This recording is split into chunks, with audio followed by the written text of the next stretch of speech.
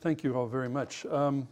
Thank you. First of all, I do want to thank the Hellenic and Roman Societies for the invitation, to Fiona Harrer, Paul Cartledge, Leslie Fitton, Roy Gibson, and Elizabeth Dulio for all of their help in my getting through setting this up. So let's proceed. Okay, get my button going here. Right. For its long Western history, sports has been mostly by, for, and about men as participants and spectators. This has happily changed in the past half-century with civic support for and popular interest in women's sports increasing, as evidenced strikingly by the victory of the Lionesses at the UEFA Women's Championship in 2022. However, in the modern Olympics of 1900, as Paul's kind of alluded to this, women were only nominally competed in 4 different events, tennis and a few others. This rose to 23% participation by women in 1984. Again, Paul mentioned the first marathon there was won by Joni Benoit of the United States. It's in the bottom headline, but only 23% of the contestants were women. In London 2012, it was 44% of the participants. Today it's edging up, it's closer to 48% or so, but the women are sort of chasing the men in terms of participation. However, spectator and media interest in women's sports is still much less than for men's. In the US, professional women's sports comprise only 8% of media coverage, including television, streaming, and social media. And that's as of 2023.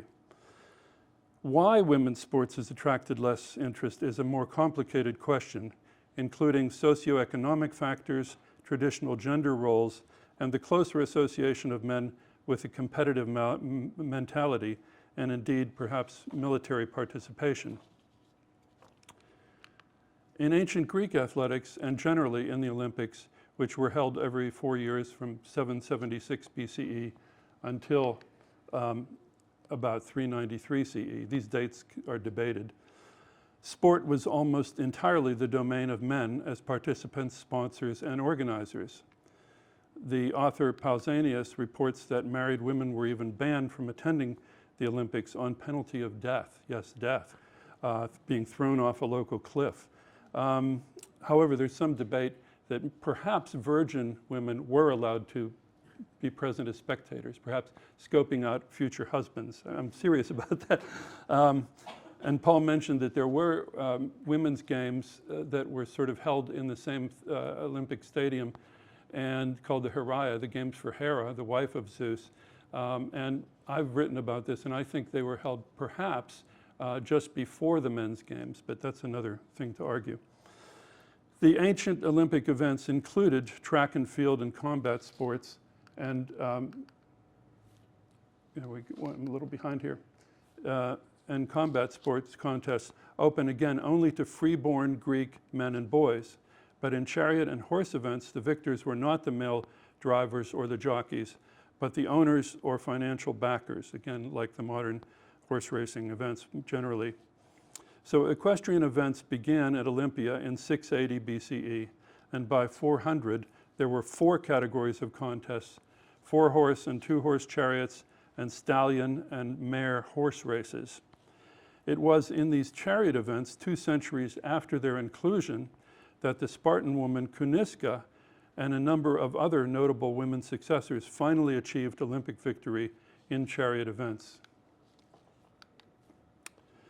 Cynisca won in the 4-horse chariot events in 2 successive Olympics, 396 and 392 BCE. There is firm evidence for her achievements. Testimonies by ancient authors, namely Xenophon, Plutarch, and Pausanias, and the inscription for her victory monument found at Olympia, most impressively. To understand the significance of her victories, we look more closely first at the inscription and then at some of the other literary sources, and I'll end towards the end of the talk with an analysis of the evidence. So excuse me for just going over some of the fodder for the interpretation of this. We know that Cynisca was the daughter of the Spartan king Archidamas and sister to King Agesilaus II, whose reign was something like 400 to 359 BCE. She is assumed to have been born around 442, again we have to estimate, and hence would have been around 46 years old at the time of her first Olympic victory. We have no knowledge as to whether she was married or not. Her name means female puppy, and is thought to have been given to her by her grandfather, Zeuxidamas, whose nickname was Cyniscas, puppy, probably owing to his devotion to hunting with hounds. Her victory inscription, discovered in the sanctuary at Olympia, offers a remarkable testimony, an epigram by a hired poet, but proudly, I think, proclaiming her own achievement in the first person. And you have the text here in English and Greek. While kings of Sparta are my fathers and brothers, I, Cynisca, winning with a chariot of swift-footed horses, erected this statue. And I say that I alone, of the women of all of Greece, took this crown. Okay. Pausanias notes that the epigrammatic inscriptions by Spartan poets for her and another for the Spartan Pausanias victorious general at Plataea were unique. Quote, "The Spartans of all men seem to me to be the least moved by poetry and the praise of poets, for with the exception of the epigram for Cynisca, of uncertain authorship, and the still earlier one for Pausanias, the general, that Simonides wrote on the tripod dedicated at Delphi, there is no poetic composition to commemorate the achievements of the royal houses of the Lacedaemonians." Pausanias records that even a second monument for her second Olympic victory at Olympia was established. The first monument was huge. It was just about life-size chariot, horses, charioteer, and herself, Cynisca, on a base, the base that I showed you earlier. And the second one was probably a smaller monument, but still, 2 monuments at Olympia is almost unheard of. Cynisca's monuments go against the Spartan ethos that discourages self-memorialization, but they also demonstrate her independence of action. Xenophon, a contemporary of Cynisca and author of a work praising her brother Agesilaus, comments on her victory as follows, quote, "How indeed was that not seemly and dignified of Agesilaus, namely on the one hand adorning his own estate with works and possessions worthy of a man by raising many hunting hounds and war horses, and on the other hand persuading his sister Cynisca to breed chariot horses, and to show by her victory that such an animal was not evidence of manly virtue, andragathias." This remark obviously introduces her brother as a crucial agent in Cynisca's undertaking of the breeding of racehorses. Agesilaus himself is portrayed as a person of manly moderation in his own possessions. He also uses his sister's victory to demonstrate that it is wealth and not manly virtue, i.e. the kind of bravery shown in warfare and in athletics that earns real glory for the competitor. Curiously now, Xenophon does not explicitly say that Agesilaus persuaded her to enter the Olympics, only to breed horses. We know that there was an active circuit of horse races in the region of Sparta in this period, where her chariot could have competed before stepping up to the major games. Was Agesilaus encouraging local race entries prior to the Olympics? To win at the Olympics of 396, she would have had to begin breeding horses at least around 400 BCE when Agesilaus became king, perhaps even sooner than that, to prepare the horses by entering them in earlier local games. Like Xenophon, Plutarch, writing the life of Agesilaus around 100 CE, frames Cynisca's victory in the context of the extravagance among the citizens who breed horses. Unlike Xenophon, Plutarch does not mention her brother persuading her to breed horses, but does say he urged her to enter the Olympics. The discussion of her first victory follows that of how austere the family's lifestyle was, with particular emphasis on his wife and daughters. Quote, however, on seeing that some of the citizens esteemed themselves highly and were haughty because they bred racing horses, he persuaded his sister Cynisca to enter a chariot and compete in the Olympics, wishing to show the Greeks that the victory there was not due to any excellence, but to wealth and extravagant outlay. And our final literary spokesperson here, Pausanias, in his description of Greece, 150 to 170 CE, gave a vignette of Cynisca that highlights her ambition and achievement of Olympic victory without mentioning any influence of her brother. Pausanias also says that she was, quote, the first woman to breed horses, a point not mentioned by Xenophon or Plutarch. Of course, we can question Pausanias. He's often questioned on some of his statements, but essentially, it's interesting that he says she was the first to breed horses. Quote, Archidamus had a daughter whose name was Cynisca, and she was exceedingly ambitious to succeed at the Olympic Games and was the first to breed horses and the first to win an Olympic victory. After Cynisca, other women, especially women of Sparta, have won Olympic victories, but none of them was more distinguished for their victories than she. Pausanias highlights that Cynisca led the way for other women chariot victors, adding that hers was indeed the most distinguished. Another Spartan woman, Euryleonis, here we go, won the Olympic chariot victory perhaps in 368 BCE and had the signal distinction of having her statue placed in the sanctuary of Athena of the Bronze House in Sparta. The precedent spread in the first half of the 3rd century BCE when there appeared a series of women Olympic chariot victors associated with the Ptolemaic court in Egypt. The Ptolemies are said to have encouraged royal female initiative to legitimize their rule, to assert their Greek identity, and to publicize their wealth and power. And you have a list of them here, the last one of which is said to have even stolen the fame of Cynisca, but that was a boast by a poet, so we can take it with a grain of salt. Okay. Obviously, chariot racing was the domain of the elite, a hugely expensive enterprise, breeding the horses, affording the grain, managing workers to care for the animals, possibly horse breakers as well, furnishing chariots and organizing horse doctors, hippiatroi, to attend in training and racing. Agesilaus correctly asserts that it was more wealth than hands-on skill for individuals to win at chariot victories. But this begs the question of why, in Xenophon's view, Agesilaus was intent upon urging his sister to even do it. Yet Pausanias says that Cynisca was, quote, exceedingly ambitious, philotimotata, to win at the Olympics, implying that the victory was a personal achievement, and the inscription at Olympia underlines that statement of pride.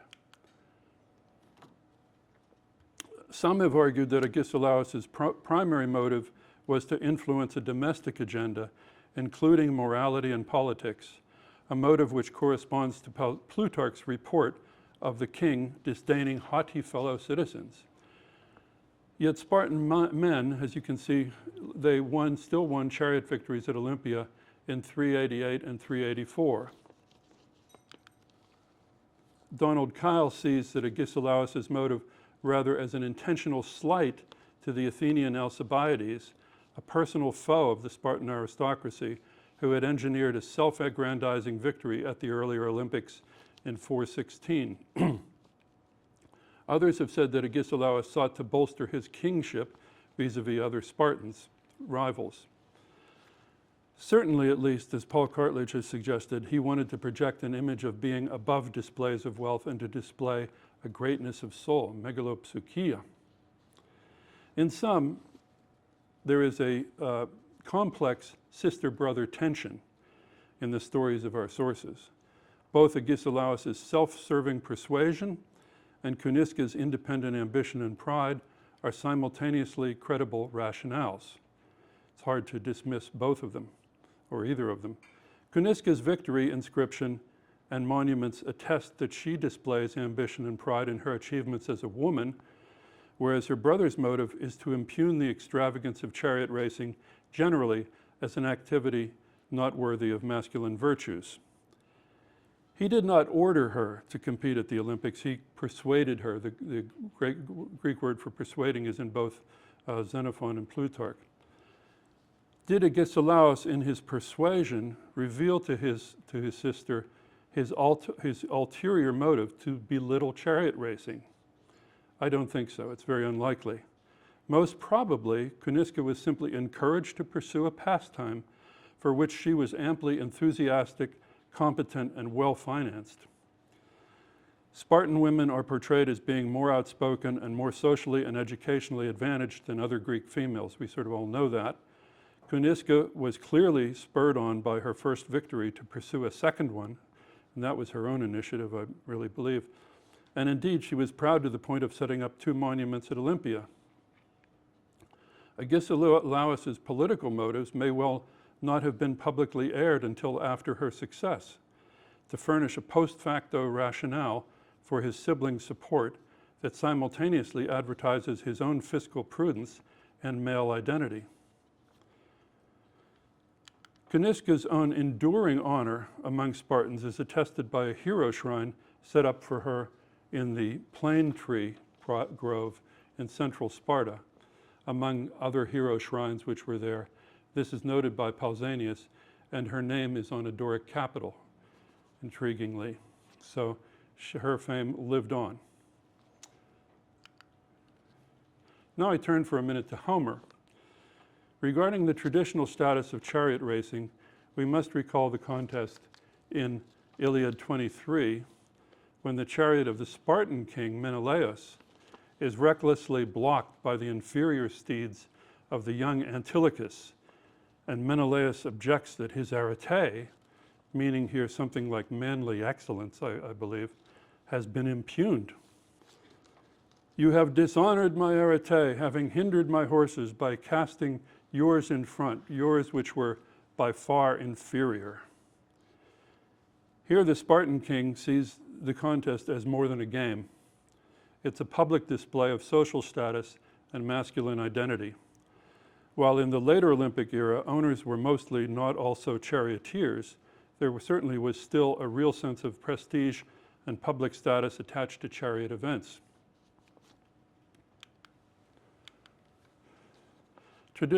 Known chariot victories from the 6th to the 4th centuries BCE included 11 Athenian, 16 Spartans, several Syracusan tyrants, and 2 by Macedon's Philip II, father of Alexander the Great.